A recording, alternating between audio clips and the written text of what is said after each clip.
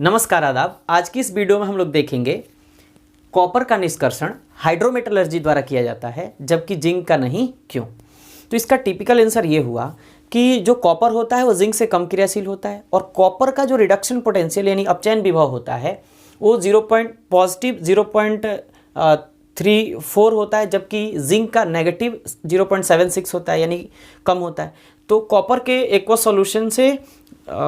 Solution में जब zinc को डाला जाता है तो कॉपर इजीली प्रतिस्थापित हो जाता है और कॉपर आसानी से प्राप्त हो जाता है जबकि जिंक के साथ ऐसा नहीं होता है। तो इसी बात को लिखेंगे और देखेंगे। तो देखिए लिख रहे हैं, लिखेंगे कॉपर जिंक से कम क्रियाशील होता है, कम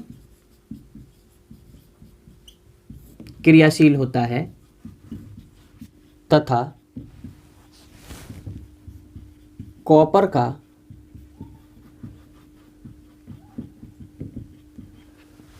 रिडक्शन पोटेंशियल यानी अपचयन विभव हिंदी में कहा जाए तो पॉजिटिव 0.34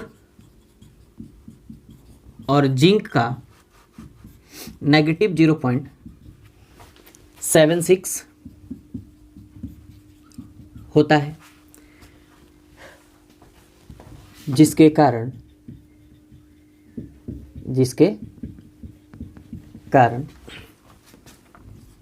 Cu2+ यानी Cu2+ का मतलब क्या? कॉपर का aqueous solution. Cu2+ aqueous solution में जिंक को डालने पर आसानी से कॉपर प्राप्त हो जाता है, आसानी से कॉपर प्राप्त हो जाता है, आसानी से कॉपर प्राप्त हो जाता है। कैसे भाई? तो देखो, अगर मान लो ये जिंक का टुकड़ा है जो सॉलिड है और आपने कॉपर 2+ एक्वस के सॉल्यूशन में जैसे जिंक को आपने डाला तो ये क्या मिल जाता है? ये हो जाता है Zn2+ एक्वस सॉल्यूशन और उसके बाद कॉपर। तो कॉपर इजीली सॉलिड फॉर्म में प्राप्त हो जाता है। तो हमने क्या लिखा? कॉपर जिंक से कम क्रियाशील होता है तथा कॉपर का रिडक्शन पोटेंशियल 0.34 और जिंक का -0.76 होता है, जिसके कारण कॉपर 2+ एक्वस सॉल्यूशन में जिंक को डालने पर आसानी से कॉपर प्राप्त हो जाता है जबकि जिंक के साथ ऐसा नहीं होता है। यहाँ लिखेंगे जबकि जिंक के साथ ऐसा नहीं होता है, जिंक के साथ ऐसा नहीं होता है क्योंकि जिंक से अधिक क्रियाशील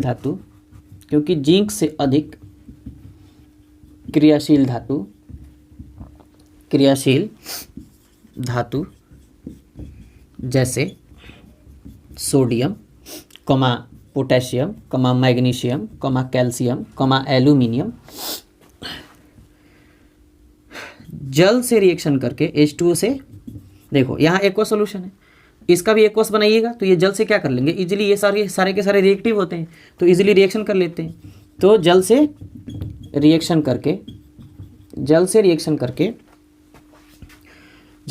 करके हाइड्रोक्साइड, धातु का यहाँ लिख लो, धातु का हाइड्रोक्साइड और हाइड्रोजन गैस बना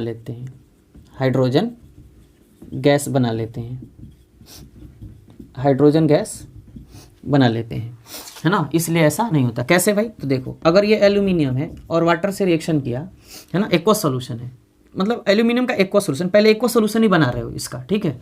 तो जैसे एक्वस सॉल्यूशन बनाओगे तो बनाते ही ये रिएक्शन कर लेगा। कैसे? ये बना लेगा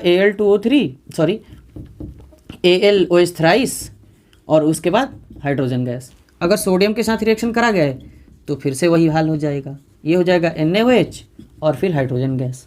है ना। अगर मैग्नीशियम के साथ कराते तो फिर भी वो भी हाइड्रोजन गैस देता। तो हाइड्रोजन गैस इवॉल्व हो जाता है यहाँ से, और जब इवॉल्व हो जाता है तो रिएक्शन, मतलब हाइड्रोजन गैस पता ही है आपको ज्वलनशील होता है, तो रिएक्शन होने मतलब रिएक्शन कराने में बहुत मुश्किल होगी।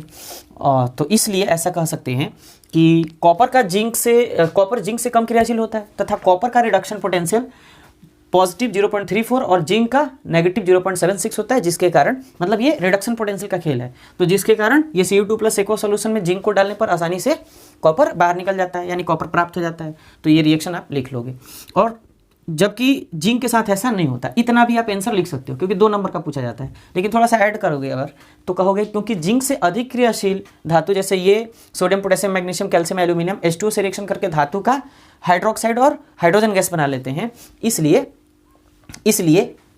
बना लेते हैं ऐसा, इसलिए लिख लेना। इसलिए कॉपर का